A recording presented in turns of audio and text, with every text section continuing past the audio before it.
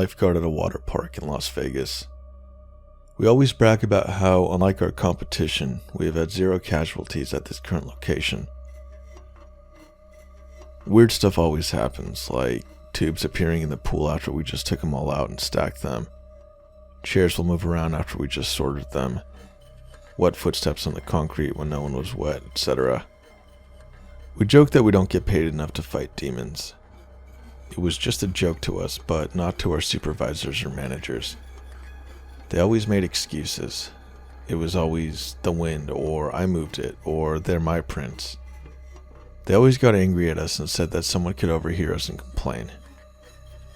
They even went as far as to threaten us with a defamation lawsuit if we talked about it on social media. Weird, right? If the park wasn't haunted, why would they care so much about us talking about it? I never cared because I believed my supervisors and managers. Maybe they did move the chairs. Maybe they dipped their feet in the pool and walked away.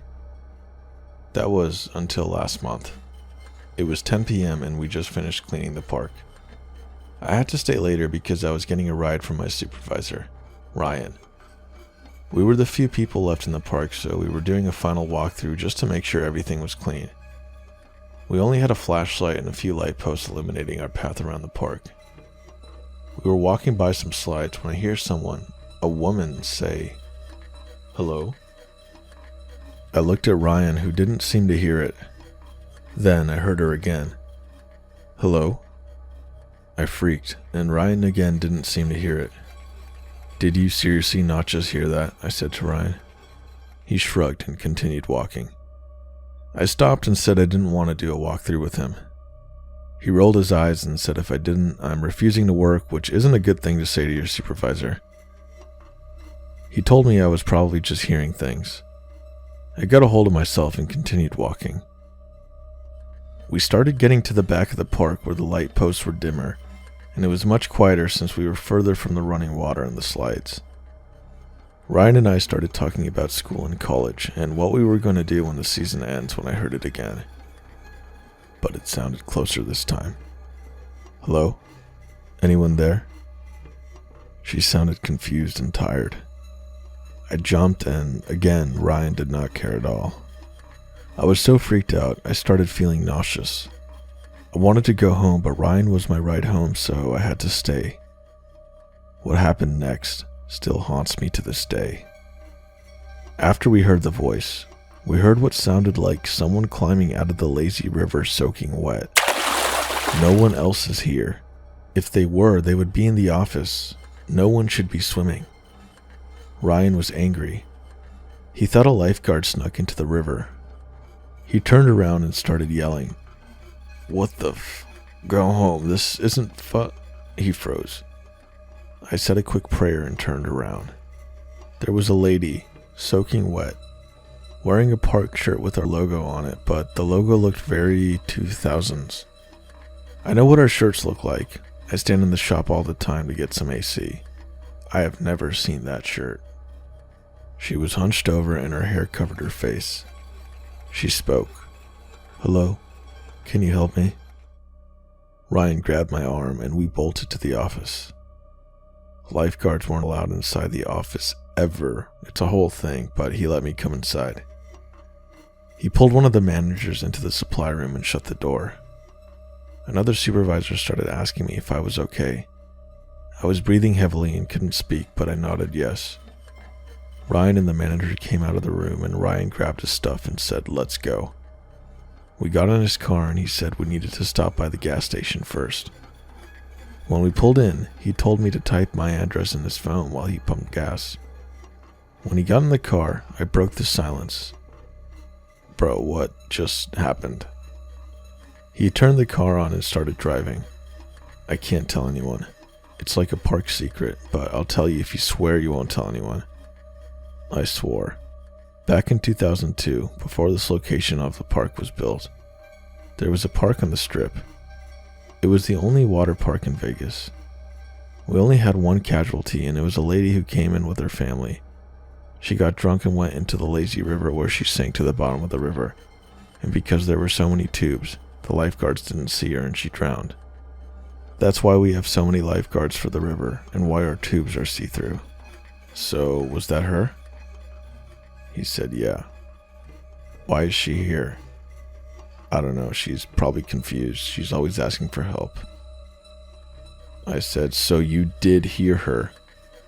He said, yeah, but everyone does when you're in the park late at night. It's a whole different story if you see her. I asked, what happens if you see her? He said, nothing, but it's scary. The car ride was silent the rest of the way.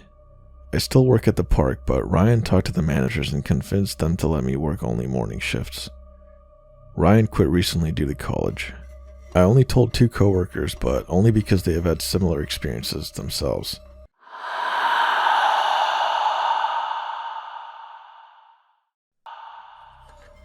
Hoath is a little village near Canterbury and Surrey, out on the old marshes that were once the Wansum Channel.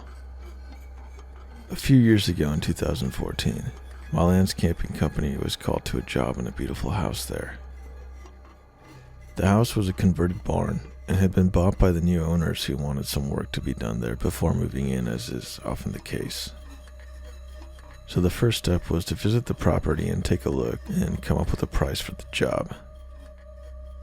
There was a great deal of land surrounding the property with extensive gardens that had fallen into a state of disrepair. After visiting the property, I returned saying that the place gave me the creeps and that although it was empty and isolated, several hundred yards from the next dwelling, it felt like I was being watched. Obviously, everyone laughed at me. I priced the job, which was a big one and would need us to be on the site for about 5 days, and forgot about the whole thing. As it turned out, we were given the contract for the garden clearance and various tree works, and we booked in for a few weeks' time. When we arrived on site, there was a crew of builders there already, who were working inside the house, and living there for a couple weeks while they carried out the renovations. When we arrived, we said our hellos, and John asked what they thought of the house. The reply was, "It's a lovely place, but it's haunted to shit." We laughed and asked why they thought that, and they told us that all night they could hear banging coming from empty rooms. Their tools were being moved around, and they heard whispering. And one had even received a phone call from a distant voice that couldn't be understood. From the number 00000, basically just a bunch of zeros. He showed us the call record to prove it was on his mobile phone. Interested, but still not entirely convinced, we got on with our work. Joe told us that the back courtyard garden gave him the willies, but apart from that, day 1 was uneventful. On day 2, it was quiet in the morning. Then, in the afternoon, I went inside for a coffee.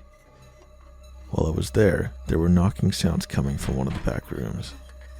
Nobody was in it though, but it could well have been someone in one of the garden areas knocking against the wooden walls from the outside while doing some job or another.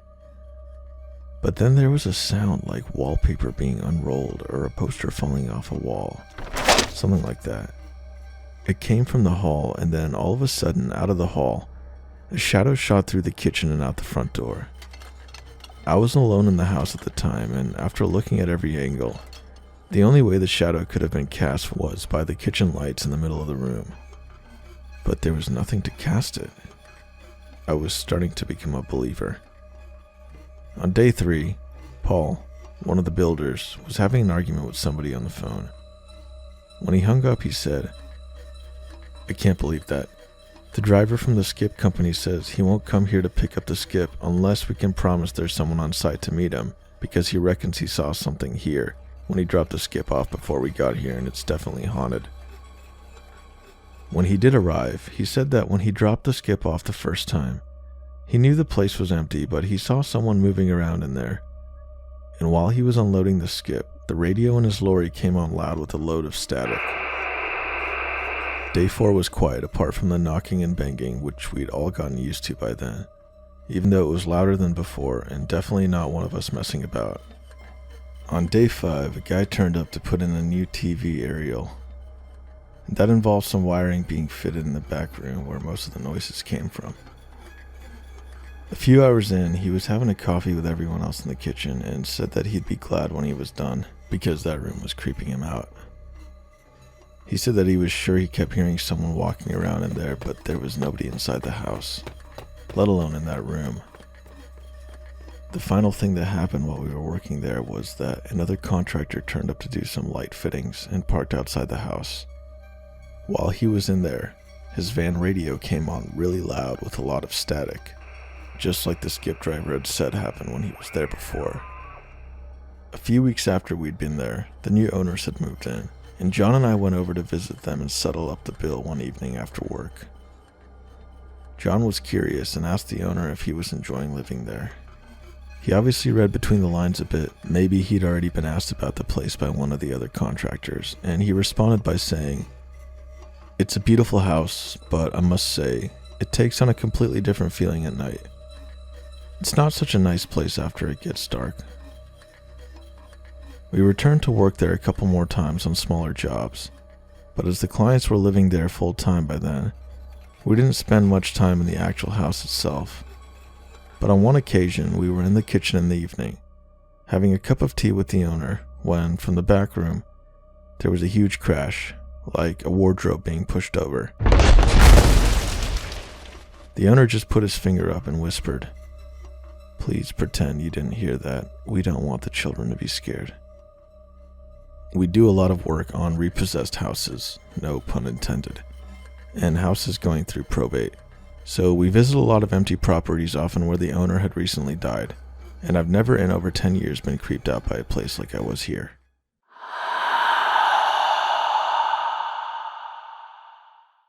Thanks guys for watching the video, and I just want to say thank you to everybody who's subscribed to the channel. Thank you for all the likes and comments on the videos. It really means a lot to me. I'm planning on posting about 100 or more videos this year, and I plan to keep a very active pace going forward. So if you haven't hit that subscribe button or the notification bell, make sure to do so to get updates on my newest videos.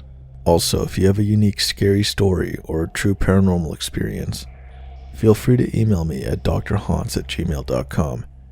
I would love to read your story and give you credit however you wish.